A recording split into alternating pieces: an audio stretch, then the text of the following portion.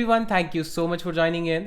Guys, Google ads playlist में इस video में और आने वाली 5 से 10 वीडियोस में हम ये देखने वाले हैं कि गूगल एड कैंपेन जब आप एक क्रिएट करते हैं तो उसके जितने भी वेरियस पार्ट्स हैं, जैसे कैंपेन लेवल पे आपको कौन सी सेटिंग्स मिलती है, एड ग्रुप लेवल पे क्या मिलता है, कीवर्ड्स एड सेट लेवल पे क्या मिलता है, वो जितने भी ऑप्शन आपको मिलते हैं उनका क्या मतलब है और कौन सा बेस्ट तरीका है उसमें से सही सेटिंग्स को चूज करने का।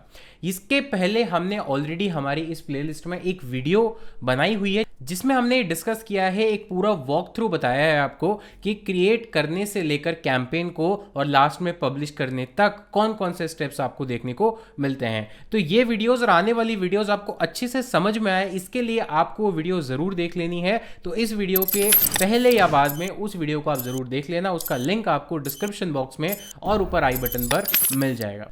तो गाइज, यहाँ पर इस पर्टिकुलर वीडियो में जो हम समझेंगे वो समझेंगे नेटवर्क सेटिंग्स के बारे में।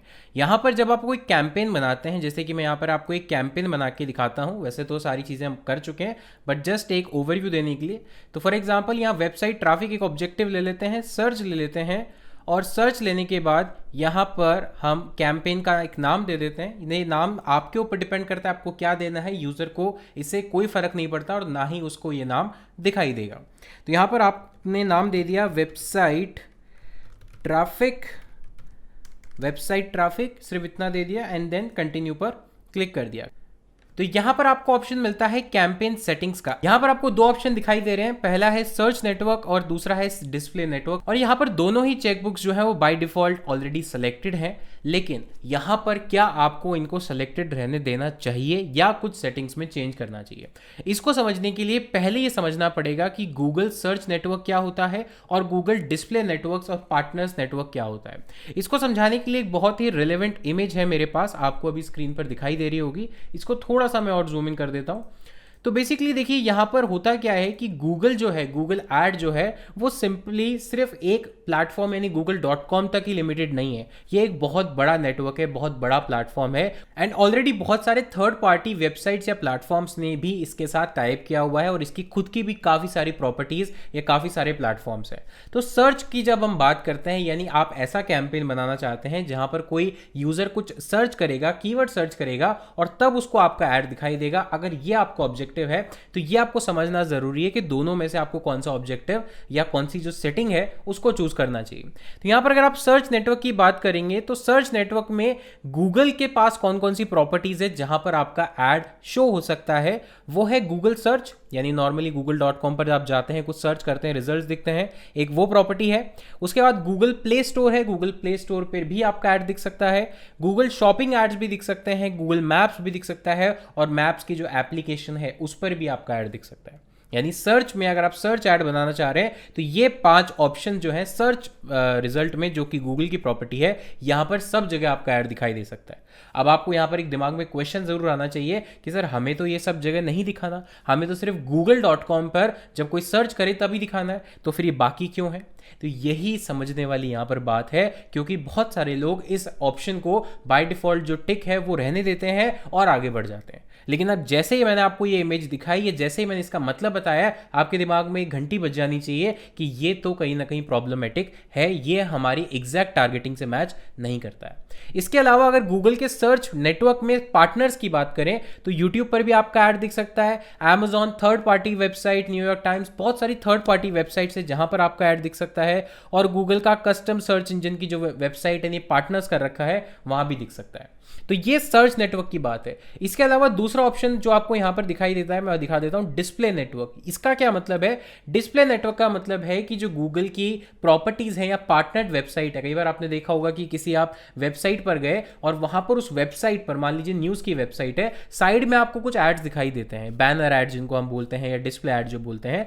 तो होता क्या है कि आप किसी वेबसाइट पर गए थर्ड पार्टी, आपने कुछ सर्च नहीं किया, आप किसी और पर्पस से गए, न्यूज़ पढ़ने गए या वहाँ पर कोई और काम से आप किसी वेबसाइट पर गए, यूट्यूब पे वीडियो देखने गए और उस टाइम आपको जो ऐड दिखाए जाते हैं वो आप सर्च करके नहीं दिखते हैं आपको, वो आपको आपके बेस्ड ऑन आपके बिहेवियर, आपके डेमोग्राफिक, आपके इंटरेस्ट, उसके बेस पर दिखाए जाते हैं। तो आपने उनको सर्च नहीं किया होता, आपने कीवर्ड सर्च नहीं किया होता, लेकिन आपकी बिहेवियर, आपकी एक्टिविटी के बेस पर आपको दिखाए जाते हैं।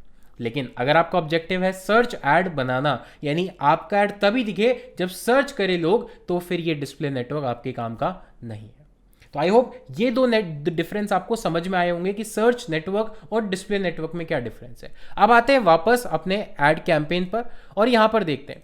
तो सर्च नेटवर्क और डिस्प्ले नेटवर्क ये बाय डिफॉल्ट सेलेक्टेड होता क्यों है? अगर इतना डिफरेंस है दो सर, तो इसमें ये सेलेक्टेड होता क्यों है? क्या गूगल इतना स्मार्ट नहीं है कि उसके पता चल जाए कि हम सर्च ऐड बनाना चाह रहे हैं, क्योंकि हमने ऑब्जेक्टिव सर्च ऐड का स्टार्ट किया है। गूगल को पता है कि आपको सर्च ऐड बनाना है, लेकिन गूगल करता क्या है, कि गूगल के एल्गोरिथम करती क्या है कि आपको मैक्सिमम रिजल्ट देने के लिए वो जितने भी पॉसिबल ऑप्शन है जहां पर वो ऐड दिखा सकती है, बाय डिफॉल्ट उन सेटिंग्स को सेलेक्ट कर देती है। इससे होता क्या है, इससे एडवांटेज भी है और डिसएडवांटेज भी है। एडवांटेज क्या है? एडवांटेज ये है कि आपका जो ऐड है वो बहुत सारे लोगों को, यानी जितनी जगह गूगल दिखा सकता है रेलेवेंट लोगों को, वो दिखेगा।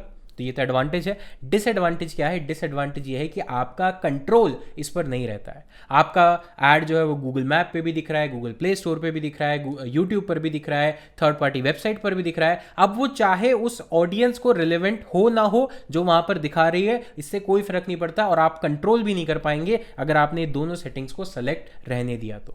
ऐसे केस में मैं जो रिकमेंड करूंगा वो ये करूंगा कि अगर आपका ऑब्जेक्टिव सिर्फ और सिर्फ ऐसे लोगों को टारगेट करना है जो आपके कीवर्ड को सर्च करें गूगल पर और तभी उनको ऐड दिखाई दे, तो आपको ये दोनों ऑप्शंस अनचेक करने हैं, उनको अनसेलेक्ट करना है। यहां पर आपको सिंपली ना तो गूगल डिस्प्ले नेटवर्क पर भी नहीं दिखाना है और ना ही सर्च पार्टनर्स पर दिखाना है, सिर्फ google.com पर दिखाना है, यानी सर्च ऐड दिखाना है। क्यों? क्योंकि यहां पर आपको सबसे ज्यादा इंटरेस्टेड या सबसे ज्यादा आप कह सकते हैं रिलेवेंट ऑडियंस मिलेगी।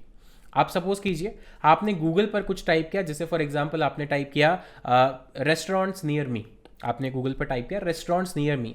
अगर कोई यूजर ये कीवर्ड सर्च कर रहा है तो सिंपल इंटेंशन है, क्लियर इंटेंशन है कि वो रेस्टोरेंट्स ढूंढ रहा है, अपने आसपास नियर बाय एरिया में रेस्टोरेंट्स ढूंढ रहा है। अब क्यों ढूंढ रहा है? मे बी खाने के लिए, स्टे करने के लिए या किसी और पर्पज से, बट क्लियर है कि रेस्टोरेंट ढूंढ रहा है। तो ऐसे यूजर को या ऐसे कीवर्ड पर अगर आप अपना ऐड दिखाएंगे तो आपके लिए बिजनेस आने का या यूजर आने का चांस अच्छा है, रिलेवेंट यूजर आने का चांस है। बट अगर कोई यूट्यूब पर गया और वीडियो देख रहा है फॉर एग्जांपल कैरी मिनाटी की, और वहां पर आपका साइड में ऐड आ गया कि ये रेस्टोरेंट पे ये खाना अच्छा मिलता है, तो वहां पर वो उस माइंडसेट से नहीं गया है, वहां पर उस माइंडसेट से नहीं गया है कि वो रेस्टोरेंट्स ढूंढे या फिर कोई कोई खाने की चीज ढूंढा, ऐसा नहीं, वो वीडियो देखने गया है। तो अगर आप साइड में ऐड दिखा भी देंगे तो हो सकता है 100 में से कोई 1 या 2 लोग उस पर क्लिक कर दे, बट 98 या 99% लोग क्लिक नहीं करेंगे क्योंकि माइंडसेट उन लोगों का वो नहीं है। तो यहां पर बहुत बड़ा गेम है। एंड दूसरा डिसएडवांटेज यहां पर क्या है, अगर आप इन दोनों को सेलेक्ट करते हैं, कि आपका जो रेलेवेंसी है ऐड की और ऑडियंस की वो कम हो जाएंगी। बिकॉज जैसा कि मैंने कहा कि ये उन लोगों को भी दिखाएगा जिनका इंटेंशन है ही नहीं, जो सर्च ही नहीं कर रहे, जो चाहते ही नहीं आपका प्रोडक्ट या सर्विसेज, जो अभी उस माइंडसेट में ही नहीं है। अब जब उनको दिखाएगा तो होगा क्या कि दिखाएगा तो बहुत बार, यानी बहुत बार, मतलब 10,000 बार दिखा दिया, 20,000 बार दिखा दिया, लेकिन क्लिक्स बहुत कम हो जाएंगे। क्लिक्स कम होने से होगा क्या कि आपकी जो ऐड की रिलेवेंसी है, CTR है, वो बिल्कुल कम हो जाएगी। और अगर CTR कम हो गई, इट मीन्स आपके ऐड की जो ओवरऑल परफॉर्मेंस है या क्वालिटी स्कोर है वो गिर जाएगा। और अगर क्वालिटी स्कोर गिर गया तो आपका कैंपेन आपको बेटर परफॉर्मेंस नहीं दे पाएगा। एंड लास्ट सबसे बड़ा डिसएडवांटेज कि आपका जो बजट है वो अननेसेसरी स्पेंड होना शुरू हो जाएगा। आपको लगेगा कि आपने 1000 रुपीज का बजट डाल दिया, वो भी जल्दी खत्म हो जाता है, आपने 2000 करके देख लिया तो भी जल्दी खत्म हो जाता है, बिकॉज जितनी ज्यादा जगह पे वो दिखाएगा उतना ही बजट आपका जल्दी स्पेंड होगा, जल्दी एग्जॉस्ट होगा, और कंट्रोल तो खैर आपका है ही नहीं। तो अगर आपका ऑब्जेक्टिव सिर्फ गूगल सर्च पर ही दिखाना है, आपका एड सिंपली आप सर्च ऐड बना रहे हैं, तो इन दोनों ऑप्शन को आप एक्सक्लूड कर दीजिए, अनचेक कर दीजिए। अदरवाइज आपके कैंपेन का जो बजट है वो जल्दी एग्जॉस्ट होगा और जितने भी डिसएडवांटेज मैंने बताए हैं वो भी आपको फेस करने पड़ सकते हैं। लेकिन किस केस में आप इसको यूज करेंगे? क्वेश्चन लास्ट में ये भी आता है कि सर अगर इतना ही डिसएडवांटेज है इसका, तो कोई एडवांटेज है या कोई ऐसा यूज केस है क्या जिसमें इनको यूज करना चाहिए? हाँ, एक यूज केस है।